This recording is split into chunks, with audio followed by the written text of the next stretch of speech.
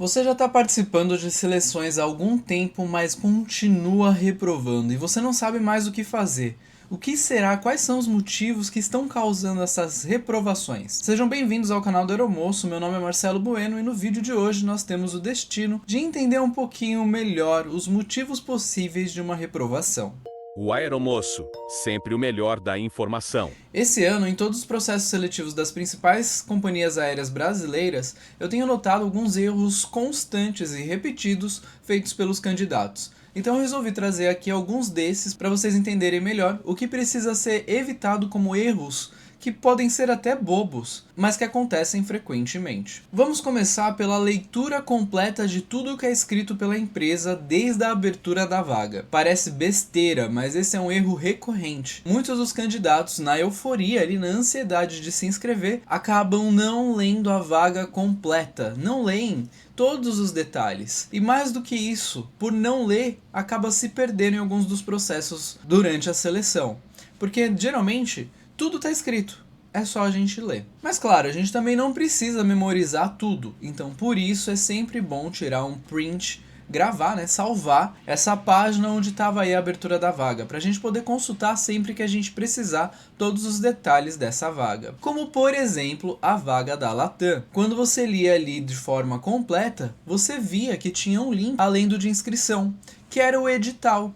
O edital da vaga, onde tem ali todos os detalhes do processo seletivo e algumas informações muito importantes, como o link de suporte, caso aconteça algum erro aí durante a sua prova, durante o seu processo seletivo. Eles deixaram contato, eles deixaram um canal de acesso para com a empresa em uma necessidade.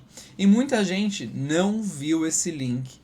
E mesmo que tenha visto, entrou e descartou, deu uma lida por cima do edital e não se preocupou muito com isso. E mais que isso, não salvou. Gente, salvem isso, coloquem em um drive, em uma nuvem, para que vocês não percam, caso perca o computador, o equipamento, o celular, o que for. Deixa salvo aí numa nuvem, para que você possa acessar depois quando necessário.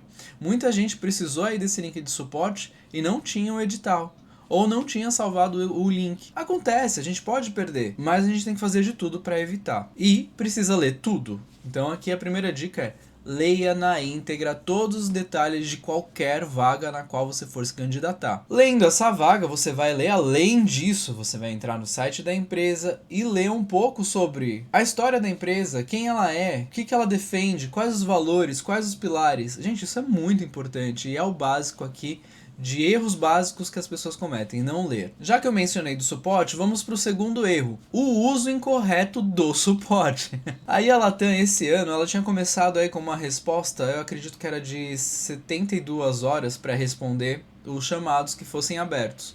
E aí ela mudou para 10 dias por conta de erros e chamados aí que não, na verdade não tinha necessidade. A gente sabe que teve vários problemas aí e muita gente realmente precisou, então teve um grande volume, mas mesmo assim muita gente que não estava precisando ainda usar o suporte acabou usando por conta de ansiedade para tirar dúvidas que no momento não tinha relevância. Ou seja, o caso naquele momento não era para tirar esse tipo de dúvida.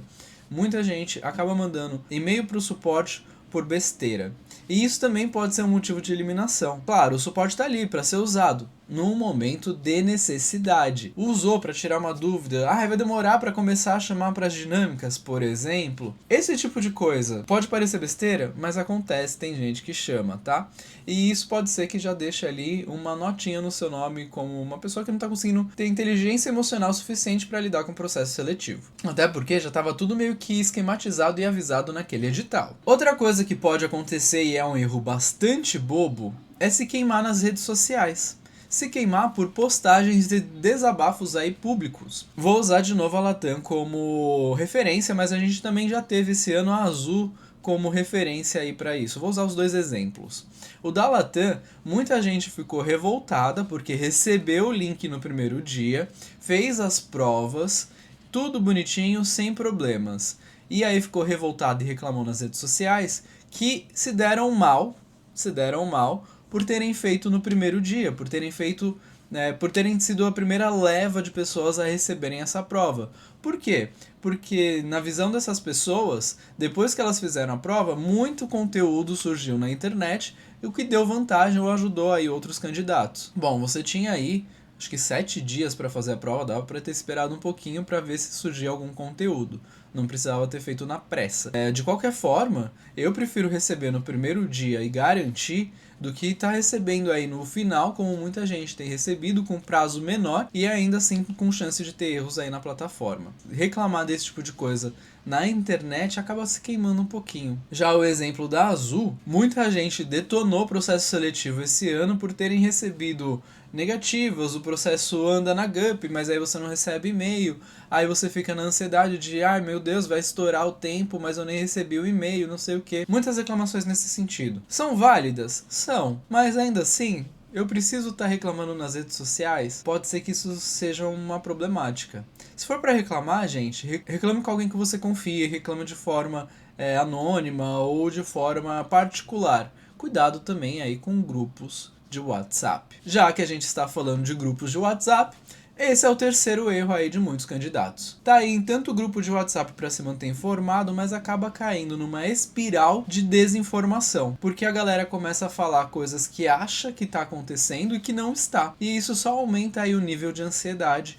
e preocupação sem necessidade. Existem momentos que a gente precisa se preocupar? Sim. A maior parte das vezes não tinha necessidade de tanto medo e preocupação assim. Então cuidado com os grupos de WhatsApp, cuidado com o que vocês falam no grupo de WhatsApp, cuidado com o que vocês estão lendo e aceitando como verdade ali dentro. Tanto é que isso leva a gente aí para o nosso quarto erro comum, que é teorias da conspiração. Sim, tem muita gente caindo em fake news e em teorias da conspiração relacionadas aos processos seletivos. Por exemplo, a Latam tá tendo um monte de problema com a plataforma SHL.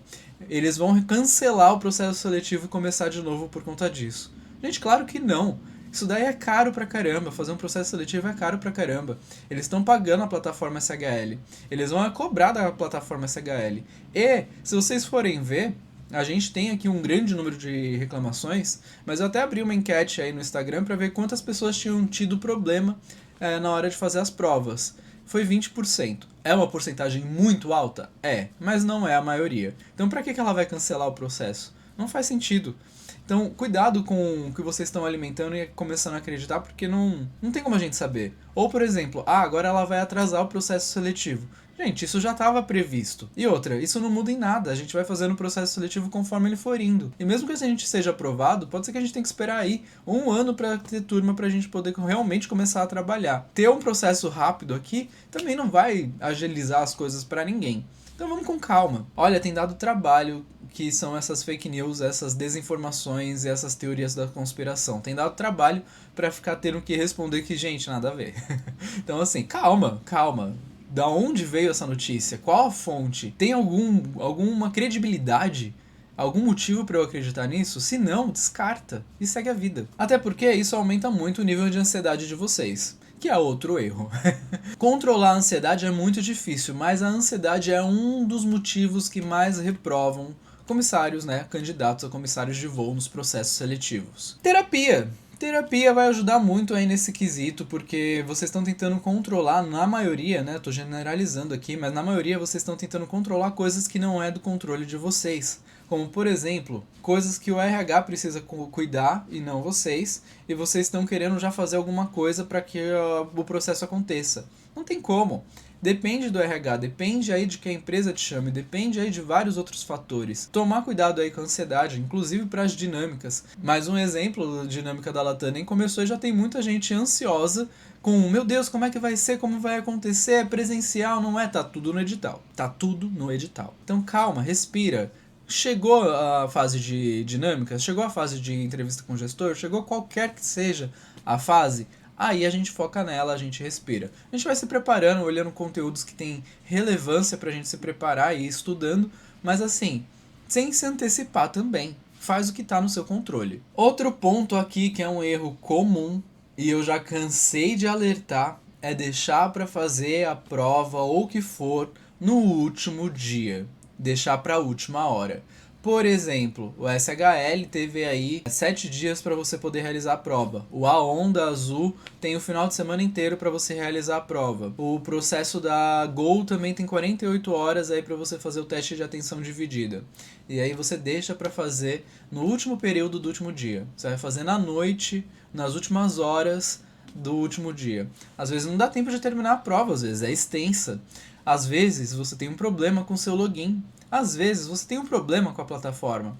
Às vezes a plataforma está fora do ar. Você teve aí um período grande para você poder fazer essa prova, mas você deixou para o último dia. Ainda assim, você deveria ter conseguido fazer no último dia e o erro da plataforma não é culpa sua. Mas se antecipem. Caso vocês tenham algum problema, vocês ainda têm tempo de mandar mensagem para o suporte, de tentar ter alguma ajuda. Se vocês deixaram para a última hora, pode ser sim que vocês percam um processo seletivo por conta disso.